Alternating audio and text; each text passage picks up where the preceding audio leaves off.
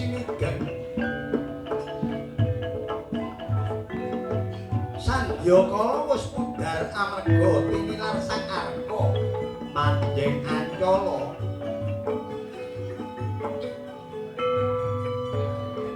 Telasing cahya jenar kantul peteng ndedet wacine manjing purwaning rati.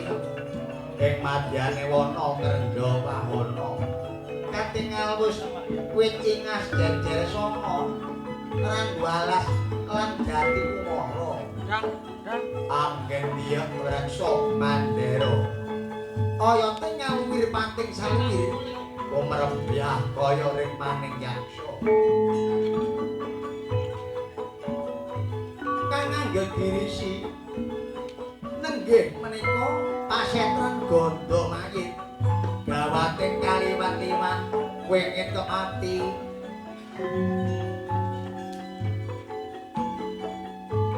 tengah ana jalma mara bali rahayu tata gelar wujud kono ananging lamun dinulu sarana sucaning pramana jati menika wujud dangkane dewa Panggudha pangrencana awasta kayangan dandang mangure lah dene dadi samanane drumiksa banjur barat benjong marudaya klek-klek balung tandak jin setan priprayangan sukma sasar bekasaan datan kantun dangkane guna desti tenun teluh brojo santet bonden kamilun sedaya watak drengki demen mulang masulayan jahil penangkil dawen open sirik marang kalahayun dasare wanci dalu nyarengi Jawa grimis kawibuan agraosake gandane kukusing menyang putih katingal singu geter nyabe merinding ana ing kulit aja ta jalma manungsa sata kewan kang sembrono bakal kacemplung ana jurane pangelapan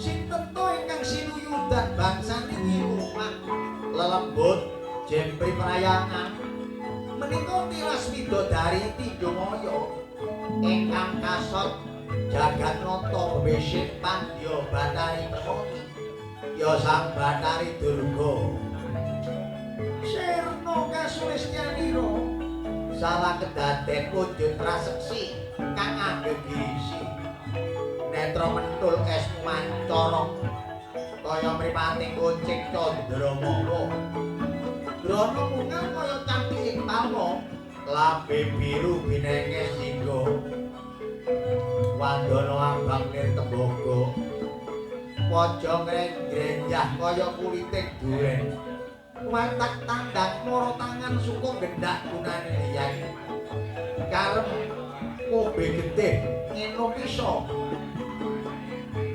kanggo angendating tali murda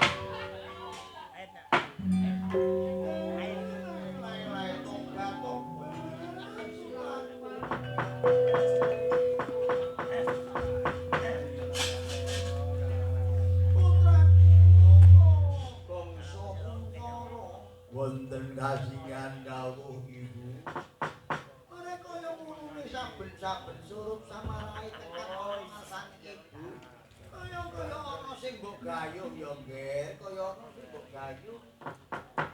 Nuwun kasihan Kanjeng Ibu. Kula matur nalika semanten kula tetakaken dinten iki.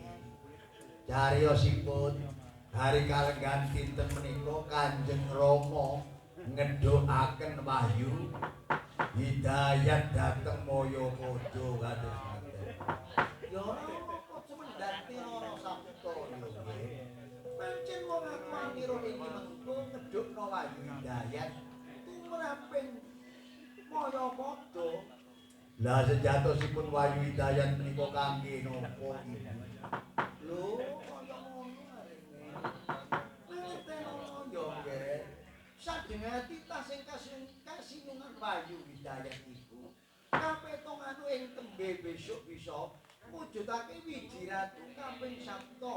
Saora-orane dadi putra pangembating praja kami gunawan pangestu kaping bangsa. Negara Wah, iki sae kados ngaten.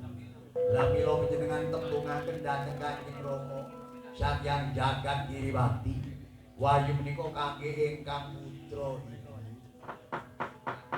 Menawi ingkang putra boten saged kasinungan wahyu hidayat menika, halangkung-langkung kula pilih pecah kemawon. Aja kaya ngono. Aja ngiki mangsa, aja ngiki mangsa. Urip iki aja dadak duweni kepinkiran kate jangkai jagat. Jangkai dhewe ae durung tinaruh yen wingi lali, yen meneh ora roh. Lah saiki wigatining sing utama. Ayo bebarengan maneka ana ngarsane Gusti meminta nugraning Jawata nangkung uga pikantuk pengayomane Hyang Widi kaya ngono. Nuwun kasihan estu kula ngersakaken wahyu hidayat kados mekaten. Ya wis tak tembunge nek wong tuamu ana ing bali marcu pundha manik kaya ngono.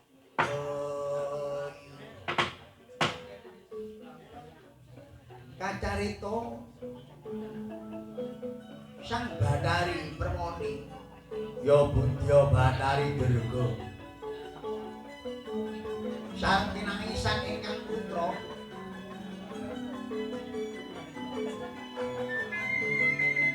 kala bangsa Kuncara ingkang ngersakaken wahyu hidayat dipun pilih kemekaning pralaya lamun boten saged kasinungan bayi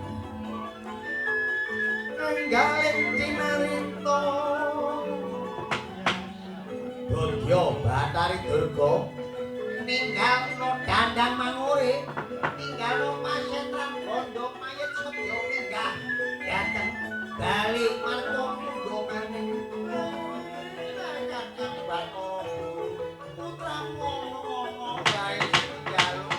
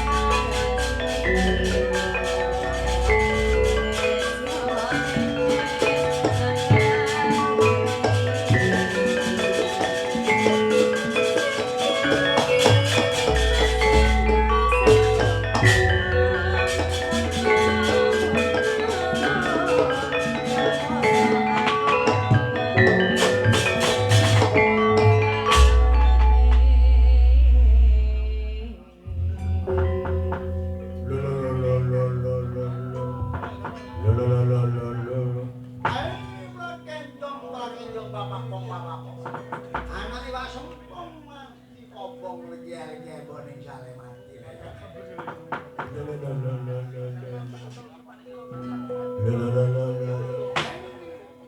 Jadi guru dos pundi ari. Don pundi gai. Jagat kiri noto. Kakang Narodo. Ing wanci punika sampun diwayahaken. Menawi kula badhe mandhapaken Wahyu Hidayat dhateng Mayapada kakang. Lah kirane sinten mangke wadah sejati kang kinarya saged dados wadahe Wahyu nika kinten-kinten sinten. Ngaten nggih kakang. Wahyu Hidayat menika ambawani aribawa ingkang ageng. Sinten to ingkang kasinuman Wahyu Hidayat ing mangke saged mujudaken wiji ratu kaping 10 kakang. Inggih. Lah napa boten ditesi sinten sing kasinuman kaya metu adahe sinten kados-kados. Kakang Narodo menika gumantung kawontenaning Wahyu Hidayat ingkang mandhap mangke lak milih piyambak wadah ingkang sae. Lek ngantos Wahyu Hidayat menika milih wadah nanging wadah ingkang kirang permana kula kuwatiraken dadi ratu inggih ratu kang tumindak Cundala Nista demen gawe kapitungan kakang.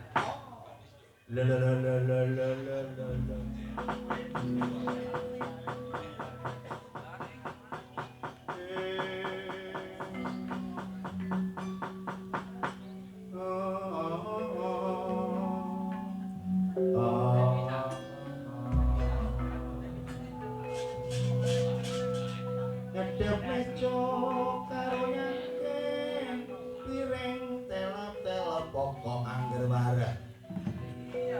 Nadyan prasaja lawe mengko mung sego jagung nganggo lawuh sambel kemangi.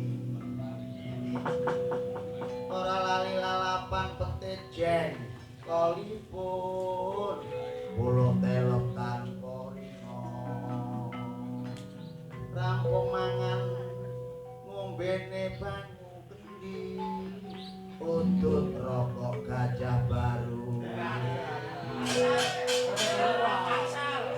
Kopi susu mulane pasir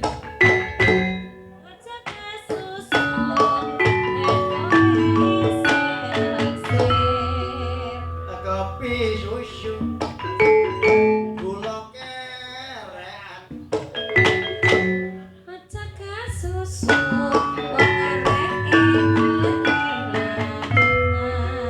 kopi susu mulane abang susu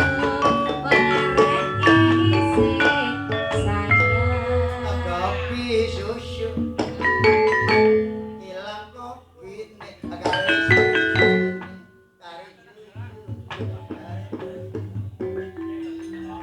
mantap bubur kakang susu tapi ngono sore apa ada pula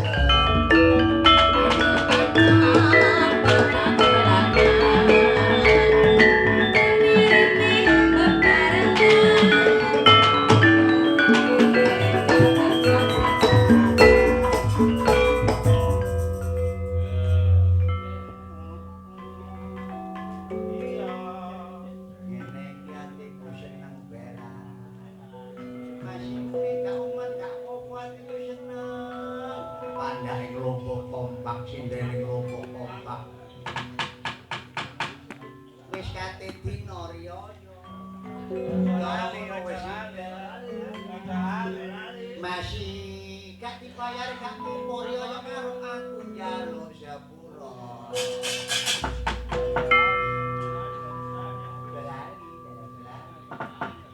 lo anak lu kang diamanake dadi Wahyu Hidayat jeneng kita kudu manut marang jeneng ulut mau mudune ana wae maya padha mila wadah sejati mila wadah kang suci manungsa kang triniji pinilih pinita kelawan biji kang dadi wadahe Hidayat Rama kulun inggih Rama kula mangestuaken dawuh menapa ingkang dititahaken Kanjeng Rama pikulun yen kaya ngono nggih wis aja wis enggal niki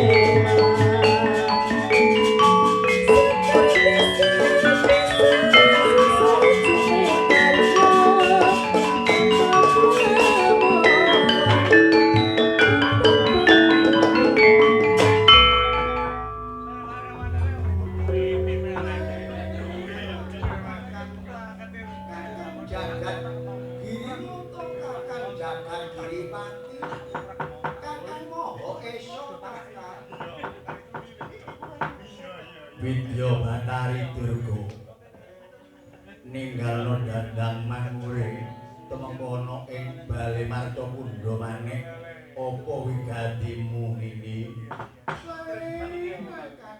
abot-abote jenenge wong tuwa wadon pinakisan putramu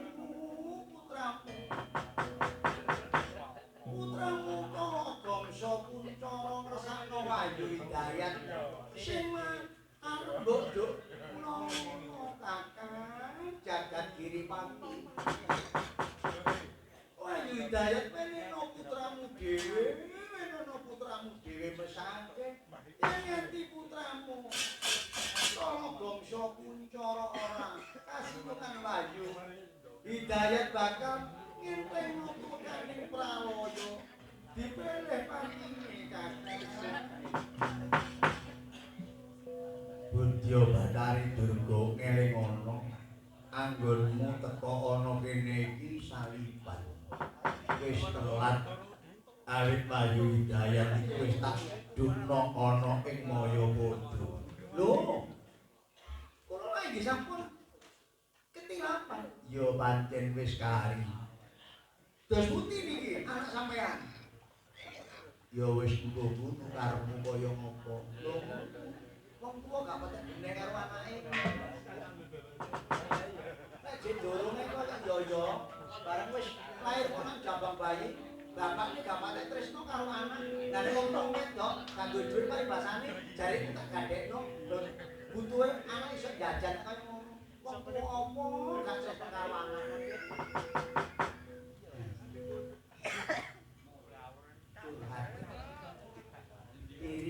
curhat gitu loh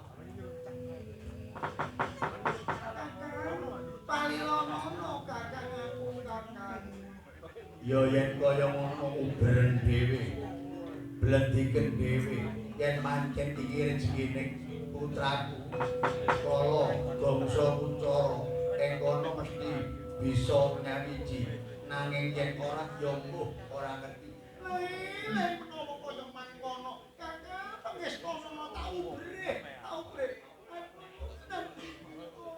putraku kok kasihan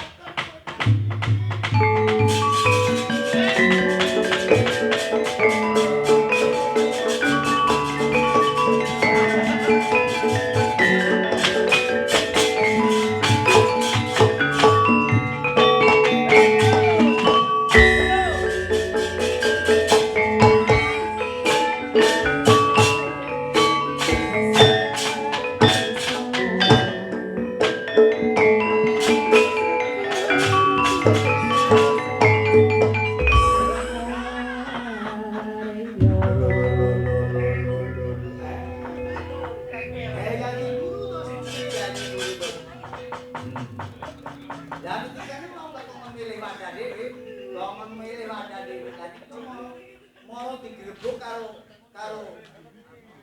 mantan bojone. Kaya bahasa wayang mantan bojone niku ya napa? Capete. Kasih ya. Kakang Narodo kakang. Kula sampun nanti sinten ingkang saged kasimingan menika kapetanganipun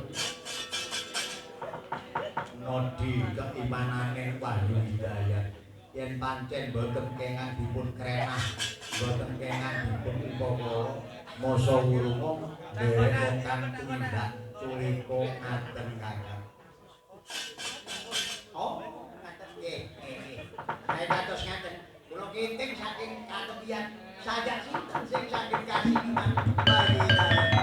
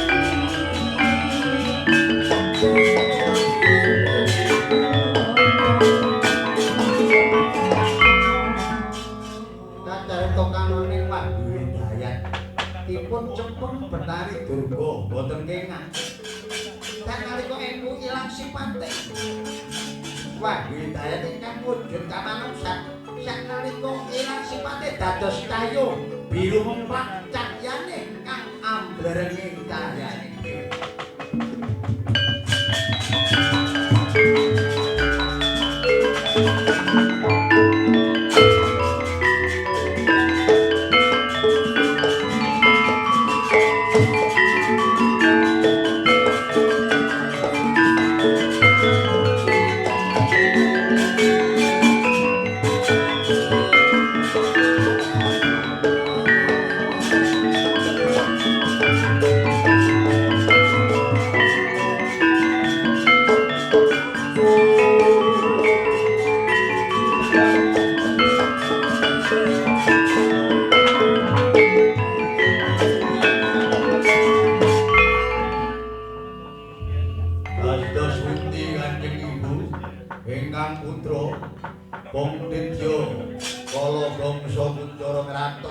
Wahyu Hidayat Ibu bener-bener putraku bener-bener ya sampe Wahyu kumang dadak rocot tak depan rocot tak tekel rocot pungasane dadi cahya kang murup biru cahyaning amblerene minggat adoh saka papan kene tak kitinge sapa mengko sing bakal kasiyungan tak rebute kaya ngono. Kajikan daudan. Oh.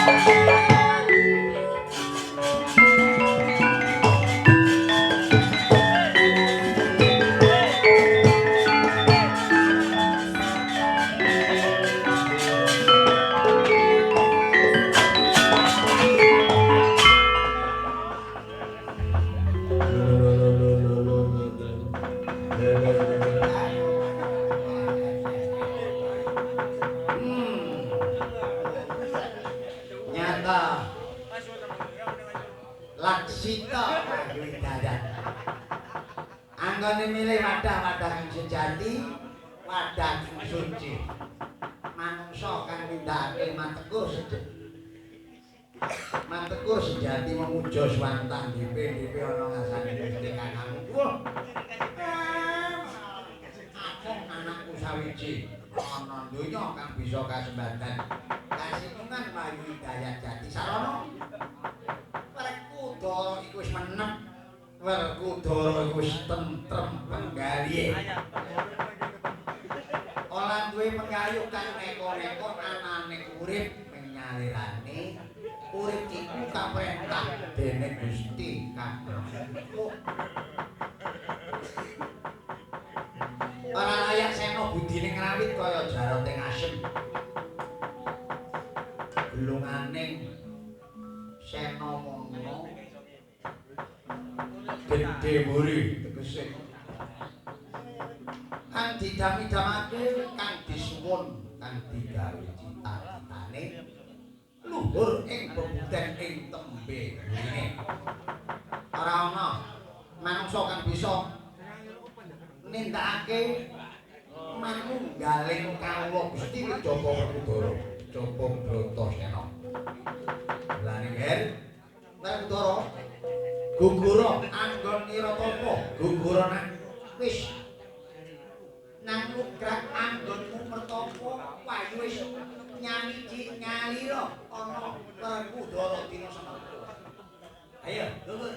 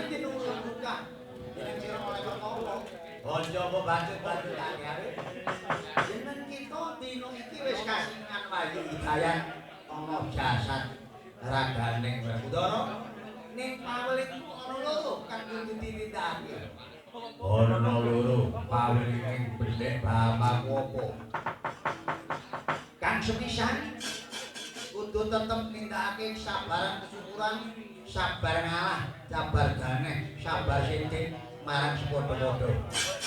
Yo aku sanggup nglakoni kesabaran. Nomor loro. Suwene selapan dina Werkudara ora oleh jempok senggol karo wong wadon. Nadyan to iku bojomu dhewe ora oleh ndedek, ora oleh ndedek marang garwamu. Yo aku kuat ora kumpul selapan dino. Wong iku lho. Hati-hati Werkudara, dieling-eling yen nganti selapan dino. Durung nganti selapan dino Werkudara wis gandeng beneng karo garwamu Ringwi. Napa kene ora ngayu kok ucul maneh wayu iku. Bener ana badan saliramu. Bapakku tak estokno. Bawe kan Ulun Bali menyang kayangan Joko semono wae. Joko semono wae.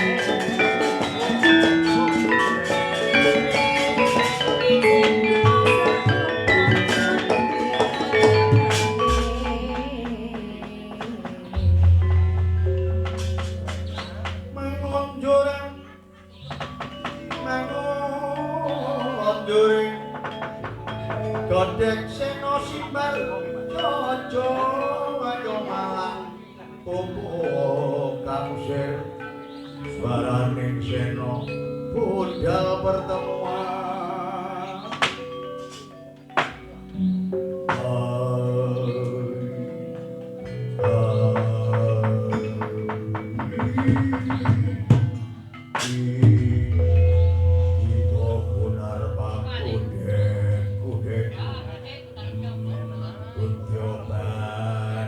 dari Tirgo Honopo nyedak anggon Honopo